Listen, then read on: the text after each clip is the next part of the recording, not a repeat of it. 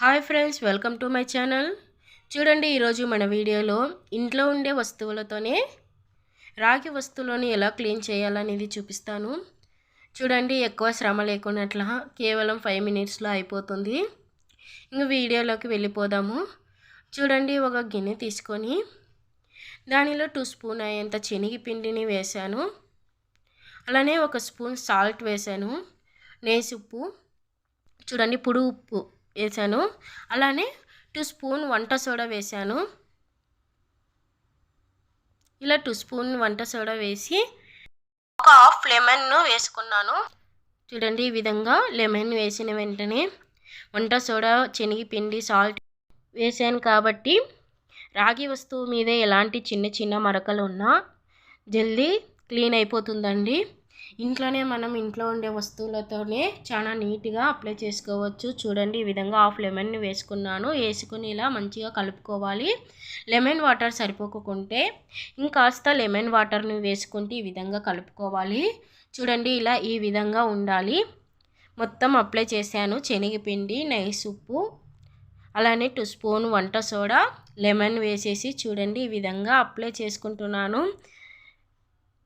చూడండి, ఇందాక ఎలా ఉందో చూడండి, మీరే చూడండి. కలర్ అనేది తొందరగా చేంజ్ అయిపోతుంది. చూడండి, ఇక్కడ ఎంత బ్లాక్ ఉందో, ఇక్కడ నేను వాష్ చేస్తున్నాగా, అప్లై చేస్తున్నాగా కలర్ అనేది చేంజ్ అయిపోయింది. కేవలం 5 నిమిషాలు కేటాయిస్తే చాలు.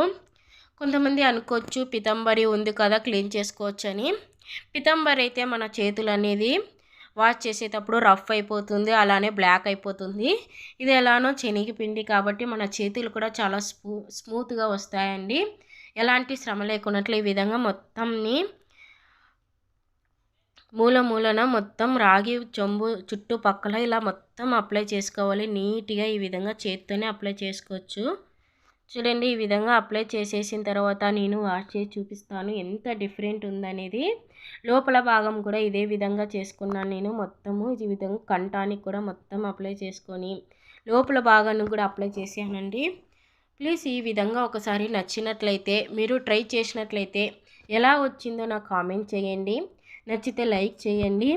మీ ఫ్యామిలీ ఫ్రెండ్స్కి షేర్ చేయండి. ఎలా ఉందో చాలామందికి యూజ్ అవుతుంది. మనం ఇంట్లోనే రోజు పూజ చేస్తూ ఉంటాం కాబట్టి ఈ విధంగా మంచిగా క్లీన్ చేసుకొని పెట్టుకోవాల్సి వస్తుంది. చూడండి, తర్వాత వాష్ చేసి చూపిస్తాను ఎలా ఉందో, ఎలా వచ్చిందో, రిజల్ట్ ఎలా ఉందో చూడండి. వాష్ చేస్తున్నాను.